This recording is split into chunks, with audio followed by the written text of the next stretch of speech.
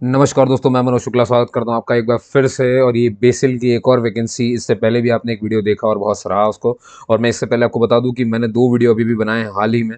एक मैंने बनाया हुआ है ईपीएफओ की वैकेंसी के ऊपर, बहुत सारी वैकेंसीज को जाकर के देखिए। एक मैंने बनाया है इसरो की वैकेंसी के ऊपर। ये दोनों करंट की वैकेंसीज हैं, जाकर के देखिए, हो सकता है वो काम बन जाए, और ही बन रहे हैं लगातार। और आज मैं बेसिल का बनाने जा रहा हूँ, है ना। आज हम बात करने वाले हैं बेसिल की। ठीक है, ये लिखा है भैया, बेसिल का मतलब B for broadcast engineering consultants India limited. यहाँ पर टोटल जो पोस्ट हैं, या कहना चाहिए कि वैकेंसीज हैं, वो हैं 155। ठीक है, वो कौन कौन से हैं उनमें बात करेंगे। ठीक है ना। फीस सबके लिए बड़ी थोड़ी सी ज़्यादा हो सकती है, पर कोई बात नहीं। नौकरी के आगे सब कुछ फीका है दोस्त, है ना। सब कुछ करना ही पड़ता है।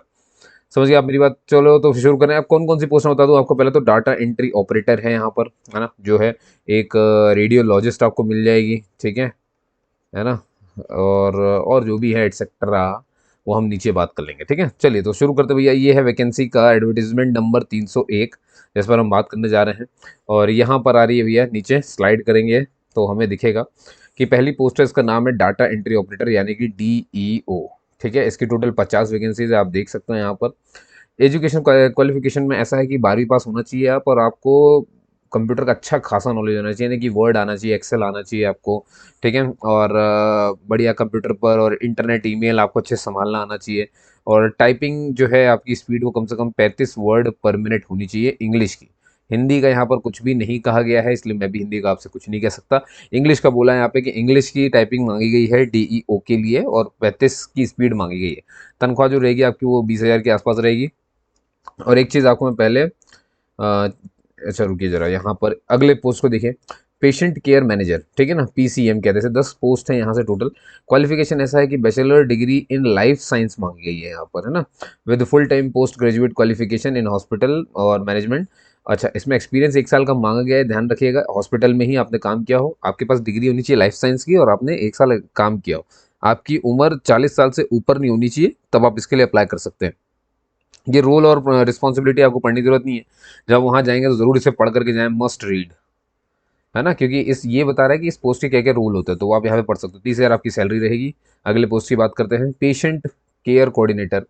अभी पेशेंट के केयर कोऑर्डिनेटर हैं, तो 25 पोस्ट है। इसकी एजुकेशन क्वालिफिकेशन वही है कि बैचलर डिग्री आपकी लाइफ साइंस में होनी चाहिए, और 1 साल का एक्सपीरियंस आपको हॉस्पिटल में होना चाहिए। और यहाँ पर आपसे कहा गया है कि आपकी उम्र जो है वो 35 साल से ऊपर नहीं होनी चाहिए। और यहाँ पे आपकी तनख्वाह है 21,970 रुपये। अच्छा, यहाँ पर जो भी एज लिखी है ना, ये जनरल कैटेगरी के हिसाब से लिखी है। अगर आप SC ST से हैं, है ना, अगर आप SC ST से होंगे तो आपको 5 साल की छूट मिल जाएगी। अगर आप वहीं पर OBC से होंगे तो आपको 3 साल की छूट मिल जाएगी। Person with bench mark disability होंगे, और उसमें अगर जनरल के होंगे तो आपको 10 साल मिलेगा। उसमें अगर OBC के होंगे तो आपको 13 साल मिलेगा। उसमें अगर आप SC और ST के होंगे तो आपको 15 साल की छूट मिल जाएगी। ऐसे एक्स सर्विसमैन जो होते हैं, उनको भी 3 से 5 साल की छूट मिल जाती है। लेकिन एक्स सर्विसमैन की जॉब ऐसी होती है जिसमें कि अगर आपने इस कोटे से कहीं पे नौकरी हासिल कर ली तो दोबारा आप इसका इस्तेमाल नहीं कर पाएंगे। SC ST और OBC को, इन सबको अपना कम्युनिटी सर्टिफिकेट दिखाना पड़ेगा। क्लियर है ना ये बात। कम्युनिटी सर्टिफिकेट, अपना एजुकेशन सर्टिफिकेट सब अच्छे से अपलोड करना। थोड़ी सी भी गलती करी और दिक्कत हो जाएगा। ठीक है, पर्सन विद बेंचमार्क डिसेबिलिटी को अपना डिसेबिलिटी सर्टिफिकेट लेकर के आना होगा, वो इसमें शो करना पड़ेगा। ठीक है ना। एक और होता है तबका, जिसे कहते हैं इकोनॉमिक वीकर सेक्शन, है ना, इनके लिए इनकम एंड एसेट सर्टिफिकेट बनता है। इनकम एंड एसेट सर्टिफिकेट बनता है। ठीक है, तो भैया इतनी सारी बातें थी, और इन सब के लिए जैसे एज की छूट मिलती मैंने बता दी आपको।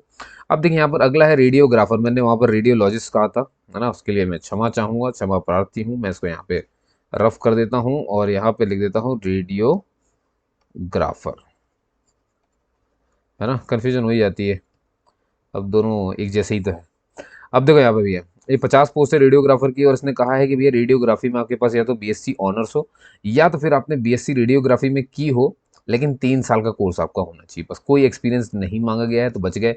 बस अगर आपके पास है, बाई चांस अगर आपने इसमें से कभी की होगी तो आपके लिए काम आ जाएगा। 50 पोस्ट है, और 25,000 की तनख्वाह आपको मिलेगी। और अब अगला है भैया last, medical lab technologist. 20 post हैं इसकी।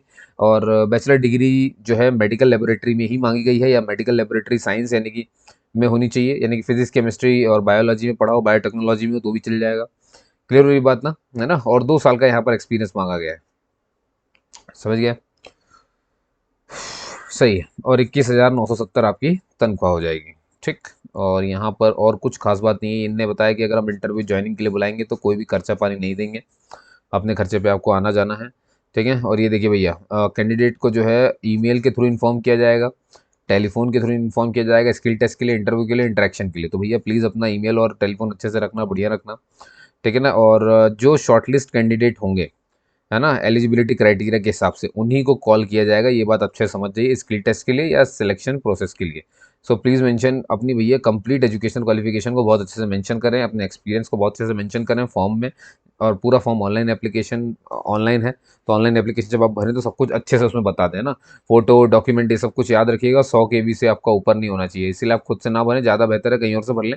आप खुद से भर सकते हो, कोई बड़ी बात नहीं है, पर थोड़ा सा वो सतर्क रहे, ये ज़रूरी है ना भैया। जब आपका फॉर्म भरा जाए तो उसका प्रिंट आउट जरूर ले लें, उसके 3-4 फोटोकॉपी करा के रख लें, भविष्य में काम आएगी।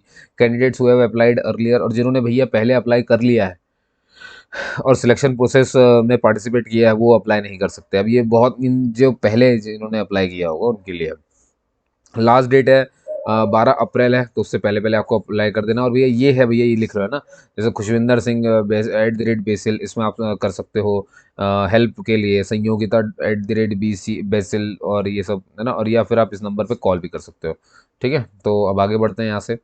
ये देखिए भैया, यहाँ पर 7 स्टेप दिए हुए हैं एप्लीकेशन फॉर्म को भरने के। पहले आपको एडवर्टीजमेंट नंबर सेलेक्ट करना है जब आप उनके ऑफिशियल वेबसाइट में जाएंगे। आपको अपनी बेसिक डिटेल ऐड करनी है, फिर अपना एंटर एजुकेशन डिटेल और वर्क एक्सपीरियंस भर दो। फोर्थ स्टेप में आपको अपनी स्कैन करनी है, फोटो अपलोड करनी है, स्कैन की हुई photo, signature, birth certificate, 10th certificate, caste certificate, ये सब कुछ अपलोड कर देना है। पांचवी स्टेप ये है कि एप्लीकेशन को आपको अच्छे से मॉडिफाई या प्रीव्यू जो भी करना हो एक बार देख लें। फिर इसके बाद आपको पेमेंट करना पड़ेगा, है ना, ऑनलाइन ही होगा। और फिर email your scanned documents to the email ID mentioned in the last page of application. अब देखो, आपको 7th स्टेप सबसे इंपॉर्टेंट है, ये बहुत ध्यान सुनिए। आपको ईमेल करना है आपका स्कैन्ड डॉक्यूमेंट। देखो आपने जो भी डॉक्यूमेंट अपने रखे हैं ना, है ना, और to the email ID mentioned in the last page of application. कहाँ पर है वो दिया,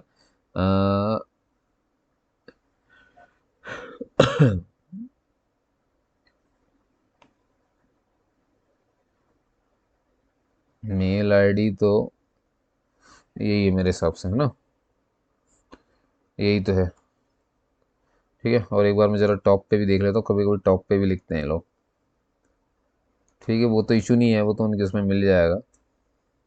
फ़ोन नंबर है, कॉर्पोरेट ऑफिस है, हेडक्वार्टर है, तो मेरे ख्याल से मेल तो वही है ना, वही होगा। पर ठीक है, कोई बात नहीं, नहीं भी मिले तो परेशान होने की जरूरत नहीं है। बेसिल में वेबसाइट में इनके सब मिल जाता, तो इसमें ज़्यादा सरदर्द नहीं मानता इसको मैं। आप भी ना माने वो ज़्यादा अच्छा है, ठीक है भैया। अब बारी आती फीस की, तो देखिए ज़रा ध्यान से।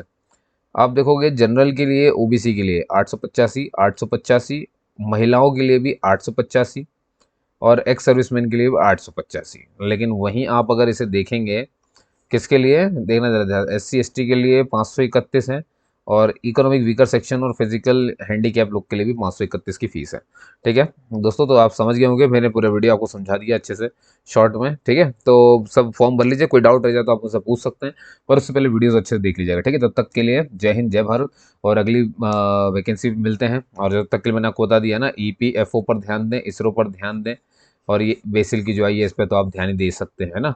ये जो है रिसेंट ओपनिंग है,